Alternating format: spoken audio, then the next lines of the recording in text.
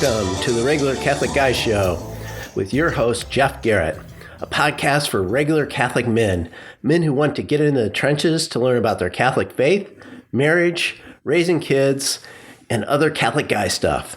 Enjoy the show. Hi, Father Mark. Oh, hello, Jeff. How are you? I'm doing well. Oh, it's good to know. Good to know.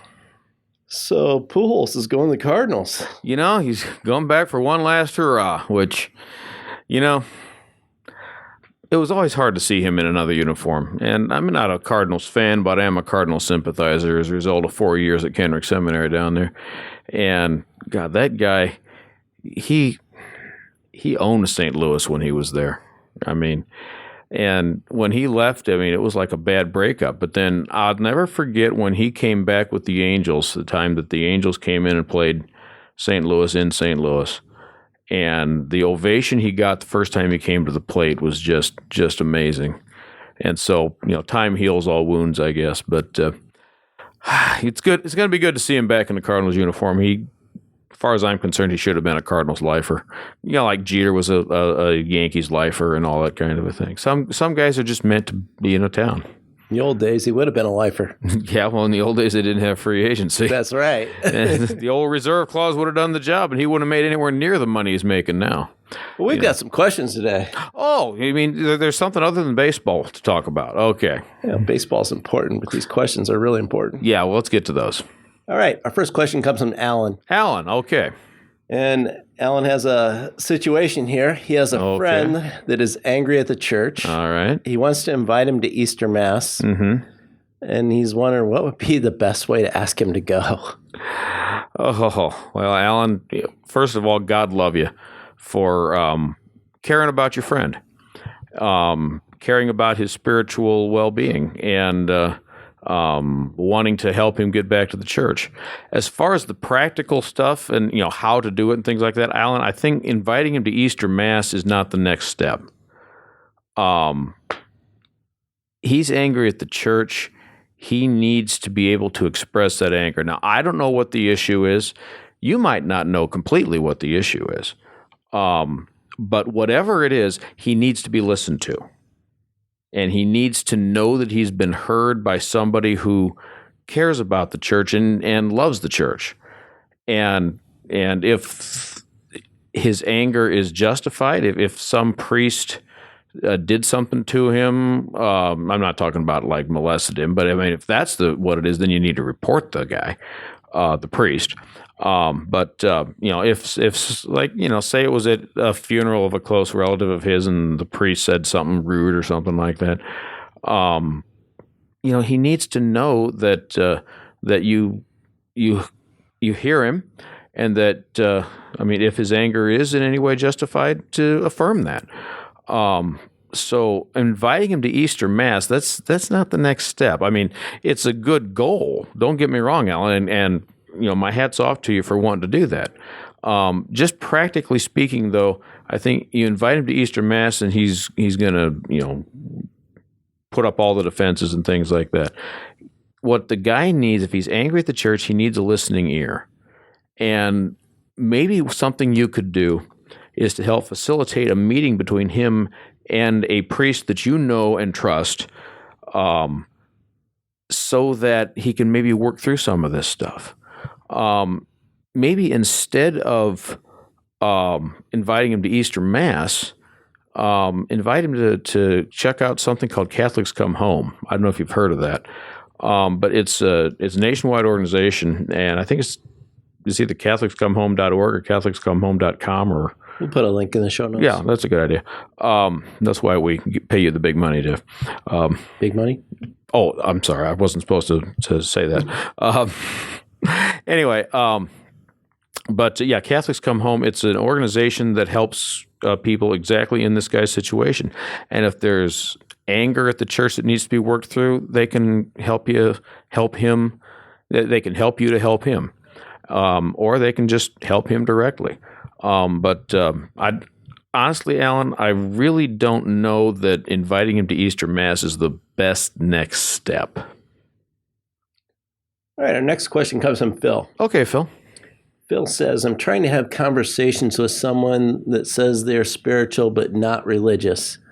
What are some things I might say to him?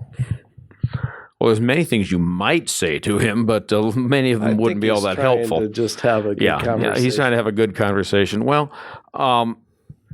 again, somebody who says they're spiritual but not religious, I mean, to me, that's a contradiction in terms. I mean, it's like saying I'm an American, but I don't believe in the Constitution. Anybody who's spiritual is by definition religious. Now, maybe they're not big on the formal organized religion, but to be spiritual is to be religious. Because religion is nothing more than a way of relating to God. So the thing I would start with, Phil, I'd start with some questions. And don't try to play the gotcha game. Don't consider, okay, this is going to be the question that I can ask him, and then it's got the hook in it, and then I've got him, and then he's going to see the truth of the Catholic faith, and he's going to go, oh, okay, I've been wrong all along. Okay, it ain't going to happen. It just ain't going to happen. Sincerely ask him, okay, what do you mean by spiritual but not religious? And he'll say, well, I believe in whatever it is he believes in, but I don't believe in all that religious stuff. Well, why not?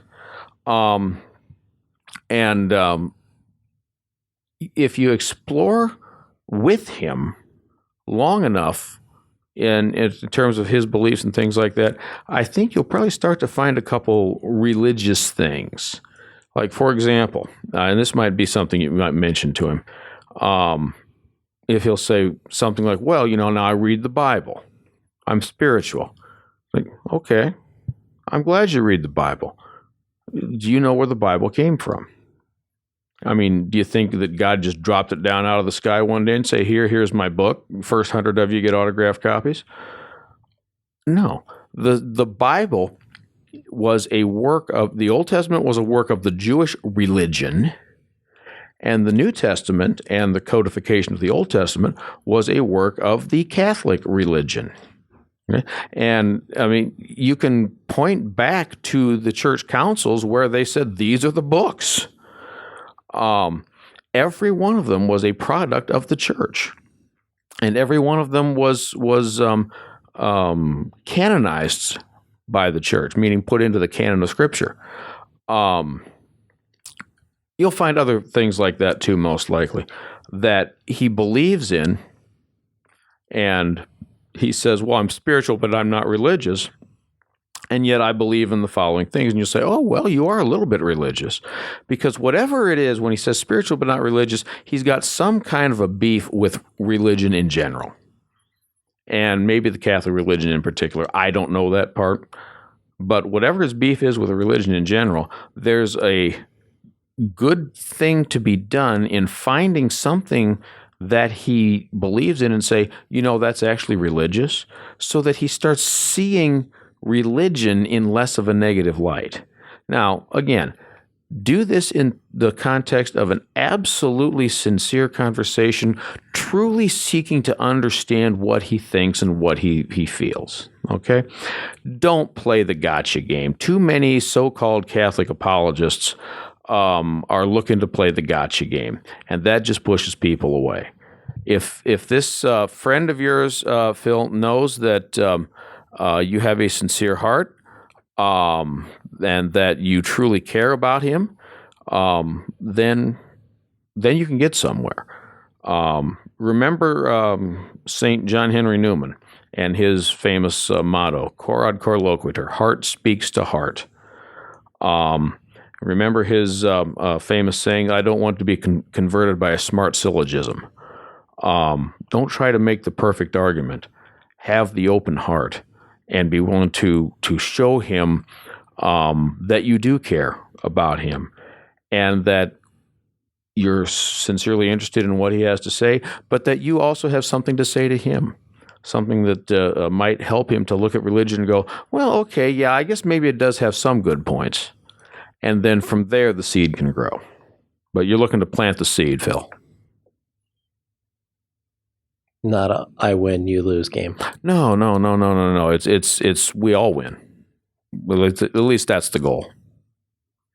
Next question is from Steve. It's a two-part question. Okay, I think Steve. You might get to the second part in the first part. Okay.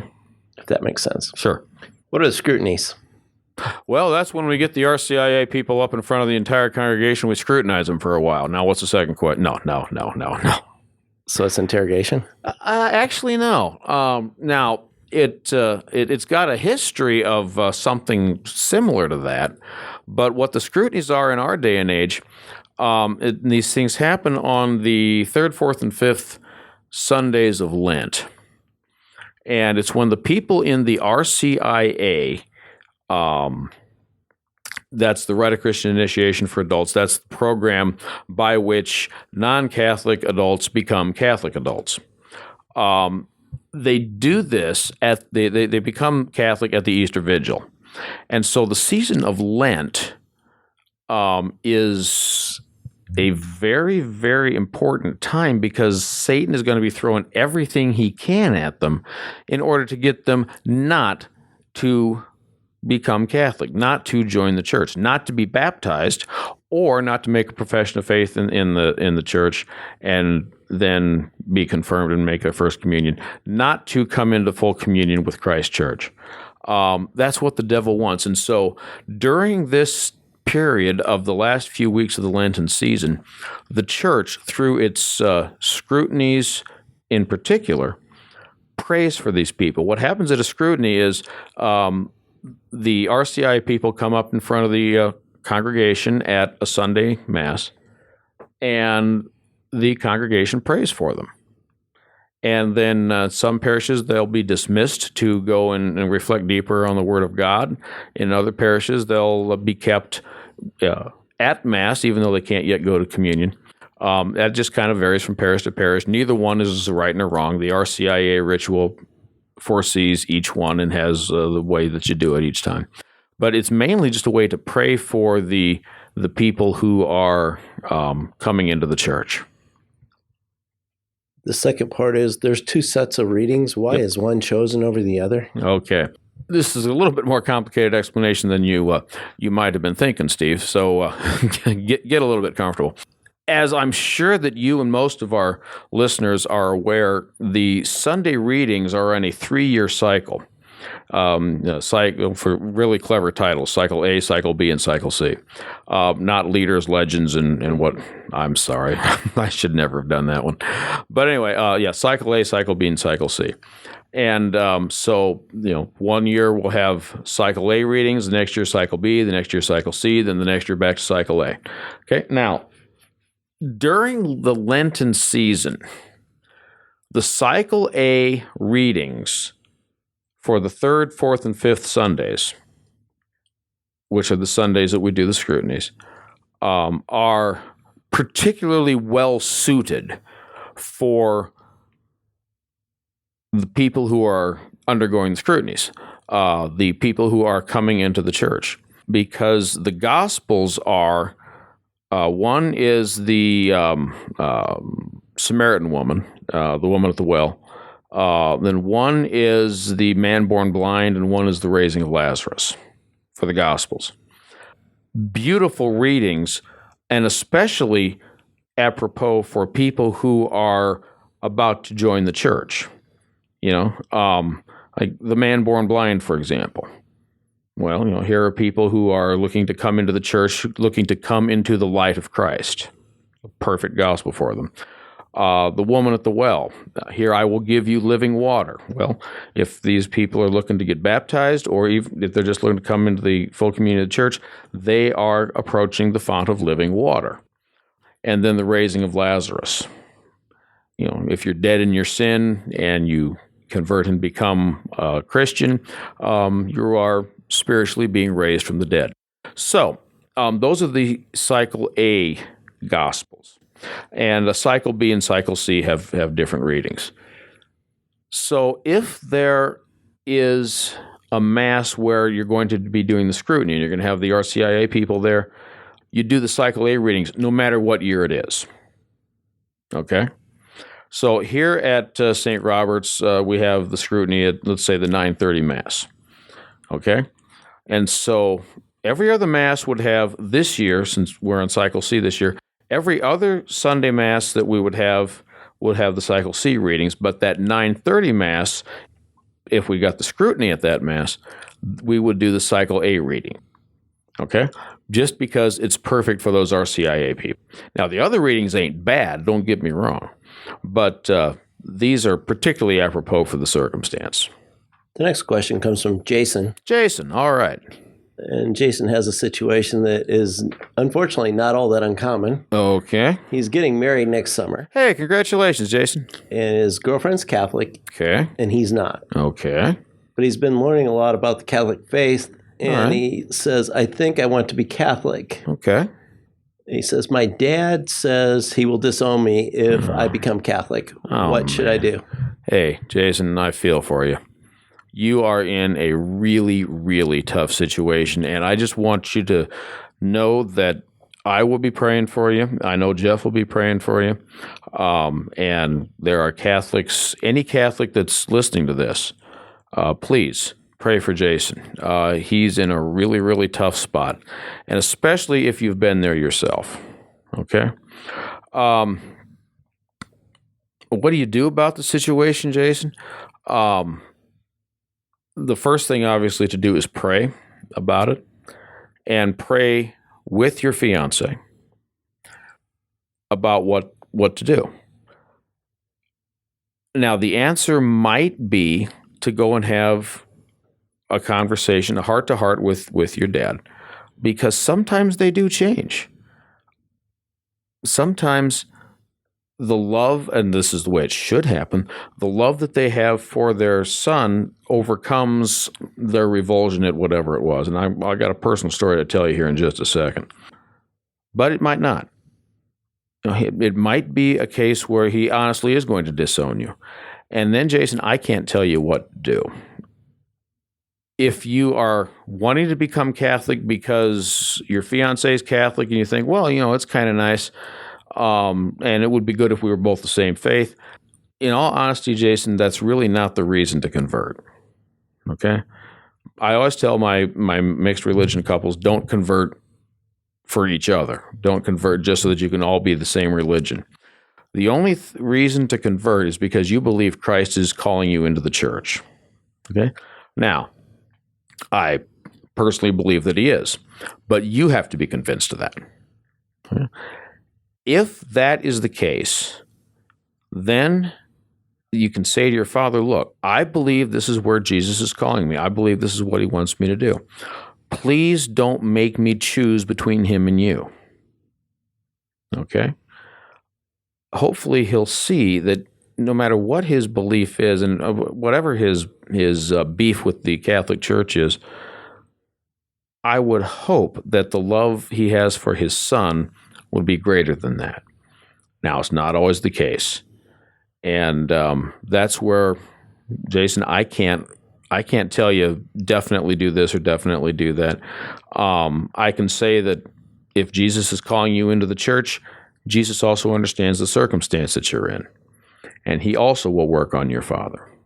Okay? And here's where I get to my personal story. My dad was not Catholic until about 20 minutes before he died. He was in the process of having the big heart attack, and my mother baptized him.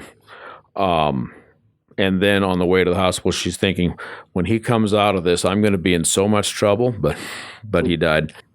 And so, anyway, but not only was my father not Catholic, but he wasn't overly fond of the Catholic Church.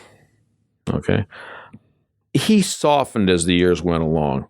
But when I first went into the seminary back in 1986, he didn't threaten to disown me, but he let it be known in no uncertain terms that I was letting him down. I was disappointing him. He did not support this. And I mean, there was a period of time there where I had a conversation with my grandparents who lived over in Carroll County, Iowa, and I said, just in case I am not welcome back in Blair, and they said, "Oh, Mark, you come here." So I actually had to have that conversation. Now, it didn't get to that point, but there was a while then when I was leaving for the seminary, and I didn't know if I was going to get to come home at Thanksgiving or Christmas because he was so upset. When I would call home, I had to make sure that I called home when I knew he wouldn't be there, so that I could talk to my mother and not have him get upset because I was on the phone or something like that. Anyway, Jason, the point of the story is that once, I was going through the seminary, and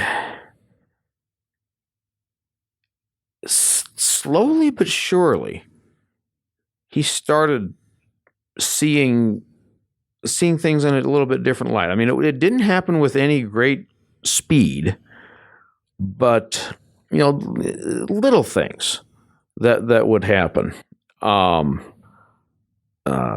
That he started seeing that, hey, what Mark is doing actually is helping people, and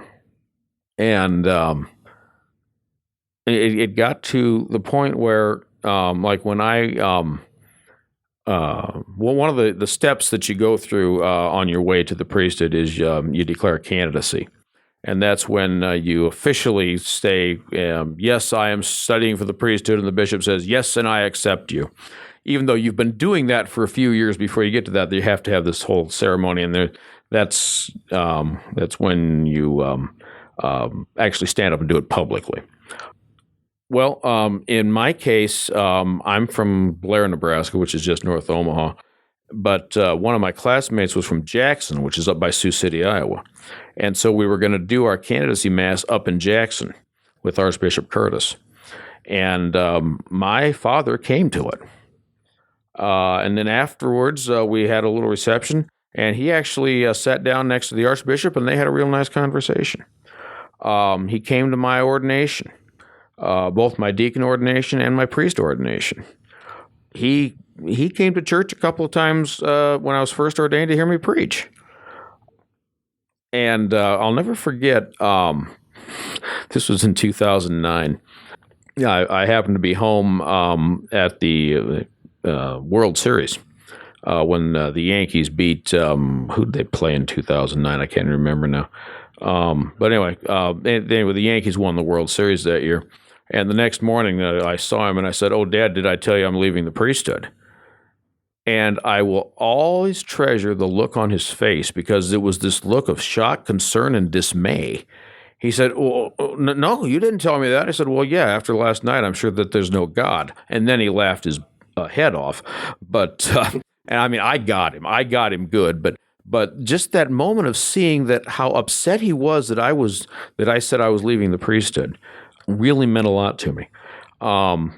There for a while, my dad's religion was going to the coffee shop, as a lot of, as he would refer to them, grumpy old men do. When he would be at the coffee shop, and this was when I was stationed in West Point, Nebraska, which is in Cumming County, and he'd be at the coffee shop, and he'd see somebody with a Cumming County license plate parked, and they'd come in. He'd go running up to him and say, "Hey, you from Cumming County? You know, my son's a priest up in West Point." And it got to the point where he was proud of what I was doing. So the reason I'm telling you that story, Jason, is don't give up hope. Okay, and even if at first he seems to be upset, and even if he does say he's going through with his threat to disown you and things like that, keep praying, keep the door open, and let Jesus work on him. You're his son, and I know that he loves you. Okay? And let that love overcome his revulsion at you becoming Catholic.